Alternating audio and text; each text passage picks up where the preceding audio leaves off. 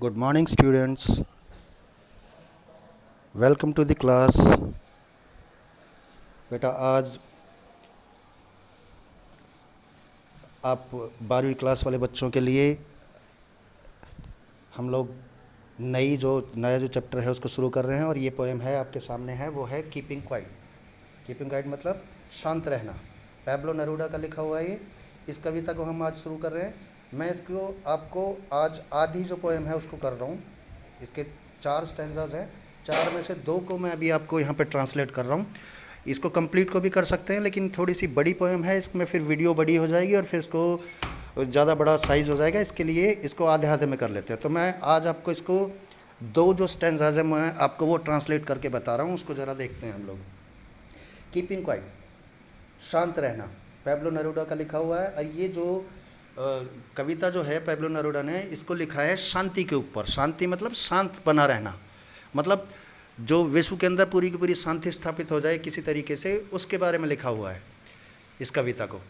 उसने कहा है कि हम सारी के सारी एक्टिविटीज़ कुछ टाइम के लिए हम रोक दें। जैसा कि अभी आप जान ही रहे हो, आज देख रहे हो, आज जो लॉकडाउन है वो हमारा चला हुआ है और आज 8 तारीख है। तो 8 तारीख को भी आप अच्छे तरीके से आपको पता है कि आज तक इतने लगभग 46 डेज़ हो गए हैं, दिन हो गए, जिसमें कि सारे के सारे जो लोग हैं वो सारे के सारे घरों के अंदर ही बैठे हुए हैं, लॉकडाउन में हैं सभी। ज़्यादातर देशों में लगभग 198 देश हैं जो कि लॉकडाउन में हैं अभी इस टाइम पे, लगभग 200 देश। जो वो कहना चाह रहा है, ठीक है, ऐसी ही सिचुएशन हमारे सामने आज के टाइम पे है जो हम देख रहे हैं यहाँ पे। इसमें सारे के सारे जो लोग हैं वो अपने घरों के अंदर बंद हैं। इससे क्या होगा, इससे कौन कौन से फ़ायदे होंगे? देखिए, हम लॉकडाउन के अंदर बैठे होंगे, इसमें बहुत सारी चीज़ें हमारे लिए फ़ायदे वाली होने लग रही हैं। इसमें प्रकृति जो है वो कितनी ज़्यादा, प्रकृति के अंदर कितनी ज़्यादा स्वच्छता आ गई है, पॉल्यूशन कितने ख़त्म हो गए, नदियाँ कितनी साफ़ हो गई हैं, हमारे जो नॉइस ये और तरीके के जो पॉल्यूशन हुआ करते थे वो कितने के ख़त्म हो गए हैं। जो लोगों की एक्टिविटीज़ की वजह से जो परेशानियाँ खड़ी होती थी वो कितनी ख़त्म हो गई हैं। हम इसके अच्छाई वाले एस्पेक्ट भी हैं। ठीक इसी तरीके के एस्पेक्ट के बारे में बात कर रहा है पैब्लो नेरूडा, जो कि इस कविता के अंदर है। इसमें क्या बोल रहा है इसको ज़रा हम एक बार देख लेते हैं। देखिए ज़रा, फर्स्ट जो स्टैंजा है उसको हम एक बार कर लेते हैं। फर्स्ट स्टैंजा आप देखिए, जो यहाँ ऊपर नाव से लेकर के स्टेंजनेस तक, यहाँ तक, ये यहाँ तक स्टेंजनेस तक, ये जो फर्स्ट स्टैंजा है इसको एक बार ज़रा हम देख लेते हैं पहले। Now we will count to 12। अब हम 20 तक गिनती गिनेंगे। हम मतलब वो कवि जो खुद है पैब्लो नेरूडा खुद बोल रहा है और हमारे कोई बोल रहा है कि हम सभी 12 तक गिनती गिनेंगे। 12 तक मतलब 12, यहाँ पे 12 तक गिनती का मतलब है घड़ी के 12, यानी कि पूरा चक्कर घड़ी का, यानी कि 12 घंटे हो जाएं। तो हम 12 तक गिनती गिनेंगे, यानी 12 घंटे तक हम नंबर जो हैं उनको काउंट करेंगे। And we will all keep still, और हम सभी शांत रहेंगे, यानी कि जब तक सुई क्या नाम 12 से शुरू होकर के वापस 12 तक पहुँचती है तब तक हम शांत रहें, बिल्कुल शांत हो जाएं। हैं, स्टिल का मतलब कोई भी हरकत ना करें, स्थिर हो जाएं। फॉर वंस, एक बार के लिए, on the face of the earth, पृथ्वी के इस मुहाने पर, पृथ्वी के इस दरवाजे पर, यानी यहाँ पे इसका मतलब है ऑन द अर्थ, इस पृथ्वी पर एक बार के लिए। For once on the face of the earth, पृथ्वी पर एक बार के लिए। Let's not speak in any language, आओ किसी भी भाषा में बात ना करें, आओ किसी भी भाषा में हम लोग बात ना करें। Let's stop for one second, let's stop for 1 second, आइए 1 सेकेंड के लिए हम रुक जाएं। मतलब 1 सेकेंड के मतलब यहाँ पे 1 सेकेंड ही नहीं है, मतलब तब तक कि जब तक कि हम पूरे 12 बजे की जब से सुई शुरू होती है और फिर वापस 12 तक ना पहुँच जाए, तब तक के लिए हम सब कुछ रोक दें 1 सेकेंड के लिए। 1 सेकेंड का मतलब यहाँ पे 1 सेकेंड नहीं है। अब जैसे हम किसी से बात कर रहे हो और बोले 1 मिनट के लिए थोड़ा वेट करना प्लीज़, 1 सेकेंड प्लीज़, तो वहाँ 1 सेकेंड नहीं होता है, इसका मतलब है थोड़ा वेट करिए। तो वो भी वहीं यहाँ पे यही कहना चाह रहा है कि 1 सेकेंड के लिए आओ सब कुछ रोक दें। And not move our arms so much, और आइए अपनी बाहों को भी, अपने हाथों को भी हम इतना ज़्यादा ना हिलाएं। ठीक है, इसके आगे देखो, it would be an exotic moment, ये बड़ा ही एक्जॉटिक मतलब बड़ा ही असाधारण, ये बड़ा ही असाधारण सा एक क्षण होगा, मोमेंट होगा। विदाउट रश, जबकि कोई भीड़ भाड़ नहीं होगी। विदाउट इंजन्स, बिना कोई इंजन जो है वो भी नहीं चल रहा होगा, कोई शोर नहीं हो रहा होगा इंजनों का भी, और कोई पॉल्यूशन नहीं हो रहा होगा। We would all be together, हम सभी एक हो गए होंगे। इन अ सडन स्ट्रेंजनेस, बड़े ही अजीब तरीके से, स्ट्रेंजनेस अनूठे तरीके से, एक दूसरे के बिल्कुल एक जैसे समान हो गए होंगे। हम एक साथ चल रहे होंगे, जैसे कि अभी आज के टाइम पे हो रहा है। हम इंडिया के रहने वाले लोग हैं, और जो बाकी जो देश हैं वो देशों में भी ऐसा ही चल रहा है कि वहाँ पे भी वो हमारी तरह ही लॉकडाउन के अंदर है, वो भी हमारी तरह ही इंसान हैं, वो भी इस बीमारी से डरे हुए हैं, वो भी अपने घरों में बैठे बंद हो रहे हैं। सारी की सारी कंपनियां बंद पड़ी हैं, ऑर्गेनाइजेशन सब बंद पड़े हैं, सब कुछ बंद पड़ा है। तो हम सब इंसानों की तरह ही व्यवहार कर रहे हैं, हम सभी एक तरीके से व्यवहार कर रहे हैं। जो कवि है वो भी इसी बारे में कह रहा है कि हम सभी आओ एक बार के लिए हम सारी की सारी हरकतें अपनी रोक दें। ठीक है बेटा, नेक्स्ट जो है स्टैंजा उसको ले लेते हैं, और ये शुरू होगा यहाँ से। The fisherman in cold sea, fisherman यानी कि जो मछुआरे जो लोग हैं, जो मछुआरे हैं ठंडे समुद्र के अंदर, वुड नॉट हार्म वेल्स, वो वेल्स को, वेल मछली का नाम है, वेलों को नुकसान नहीं पहुंचा रहे होंगे।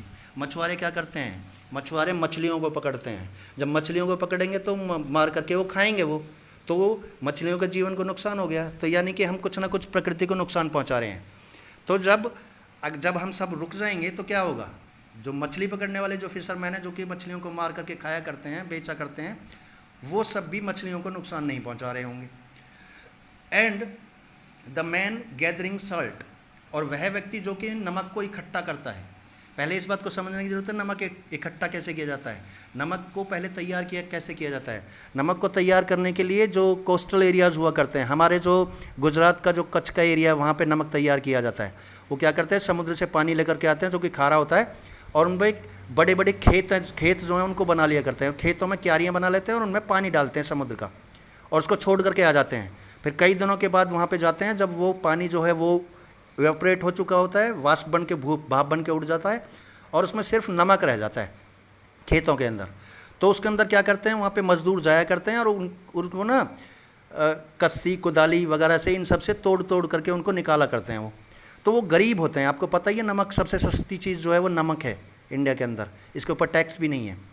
तो एक तो वैसे ही बहुत सस्ता होता है, तो जो इसके लिए काम करने वाला आदमी, उसको मजदूरी बहुत कम मिलती है। तो इसलिए क्या होता है, उनके पास ना तो ग्लव्स होते हैं, ना उनके पास जूते होते हैं, ठीक ढंग से कपड़े भी नहीं पहनते हैं वो। तो वो क्या करते हैं, जो वो नमक इकट्ठा करते हैं ना, तो वो जब नमक को खोदते हैं, उनको फोड़ करके निकालते हैं, तो क्या करते हैं, वो जो हाथों में नमक लग जाता है, और काम करने की वजह से उनमें घाव हो जाते हैं। वो जब फावड़ा और कुदाली जब वो चलाते हैं ना, तो उसकी वजह से वो उसमें छाले पड़ जाते हैं, छाले पड़ करके उनमें घाव हो जाते हैं, और वो उनको नुकसान पहुंचाते हैं। तो अब क्या बोल रहा है, आप समझ में आ गया, साल्ट गदर कौन होते हैं, जो इकट्ठा करते हैं नमक को तोड़ करके। तो वो क्या बोल रहा है, उसने क्या बताया, फिशरमैन इन द कोल्ड सी, ठंडे समुद्र के अंदर जो मछुआरे हुआ करते हैं, वो सभी वुड नॉट हार्म वेल्स, वो वेल्स को नुकसान नहीं पहुंचाएंगे। द मैन गैदरिंग साल्ट, और वो लोग जो कि नमक इकट्ठा किया करते हैं, would look at his hurt hands, वो उनके पास भी इतना समय होगा कि वो अपने घायल हुए जो हाथ हैं उनके ऊपर वो नज़र डाल लें। यानी कि उनके पास इतना समय नहीं होता कि वो देख लें कि उनके घावों से खून निकल रहा है, फिर भी वो नमक तोड़ने में और निकालने में लगे रहते हैं। तो उनके पास अगर ये सारा काम रोक देंगे, हम सभी लोग अपने कामों को रोक देंगे, तो क्या होगा कि जो नमक इकट्ठा करने वाले लोग हैं उन सब के पास में भी अपने हाथों को देखने का समय होगा। आगे देखिए, those who prepare green Wars, और वो लोग जो कि नए नए तरीके के युद्ध जो हैं उनकी तैयारी करते हैं। ग्रीन वॉर, ग्रीन का मतलब हरा होता है, वैसे यहाँ पे मतलब है नए नए तरीके की, नए तरीके की जो वारों की, युद्धों की जो तैयारी करते हैं। वॉर्स विद गैस, जो कि गैस से युद्ध करने की तैयारी करते हैं। वॉर्स विद फायर, आग के साथ युद्ध करने की तैयारी करते हैं। विक्ट्री विद नो सर्वाइवर्स, और ऐसे युद्ध करने की तैयारी करते हैं, विक्ट्री मतलब विजय, ऐसे युद्ध की विजय की तैयारी करते हैं जिसमें कि नो सर्वाइवर, जिसमें कि कोई भी व्यक्ति जीवित ना रहे, मतलब उसमें एक भी आदमी जिंदा ना रह जाए, ऐसी विजय की कामना करते हुए युद्धों की तैयारी करते हैं लोग। जैसे कोई भी एक देश है, वो सबसे अच्छी विक्ट्री कम मानता है कि सामने वाले देश को तहस नहस कर दो, तब वो सबसे अच्छी विजय है। तो ऐसे ही युद्धों की वो तैयारी करते हैं लोग जो है। वो सब जो इसकी तैयारी कर रहे होंगे, हैं, जो तैयारी करते हैं, युद्धों की तैयारी करने वाले लोग हैं, वो would put on clean clothes. ऐसे लोग भी जो युद्धों की तैयारी करते हैं वो सब भी साफ़ सुथरे कपड़े पहने हुए होंगे, यानी कि उनके कपड़ों के ऊपर कोई किसी को भी मारने का या किसी को जीवित मार देने का जो धब्बा है उनके कपड़े ऊपर नहीं लगा होगा, यानी कि साफ़ सुथरे होंगे, शांति प्रिय लोग होंगे।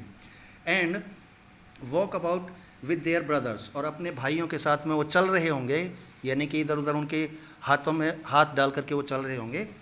इन द शेड, छाया में, डूइंग नथिंग, कुछ ना करते हुए, कुछ ना करके वो अपने भाइयों के साथ में शांति से वो चल रहे होंगे, क्योंकि उनके युद्ध की जो तैयारी करने का जो काम है उनके ऊपर नहीं होगा, इसलिए वो कामों से मुक्त होकर के वो अपने भाइयों के साथ कदम ताल करके एक साथ मिल करके वो चल रहे होंगे। बेटा ये दो आपके स्टैंजाज हैं जो कि मैंने आपको कर दिए हैं, बाकी के कल करते हैं, क्योंकि वीडियो अभी ऑलरेडी ये 11 मिनट से ज़्यादा की होगी तो ये लंबा हो जाएगा, इसके लिए अभी इसको करते हैं, बाकी कल इसको करते हैं। बड़ी पोएम है ये बेटा। ओके बेटा, ये आपको फेयर नोटबुक के अंदर लिखनी है, साथ में इसको रीड भी करना है।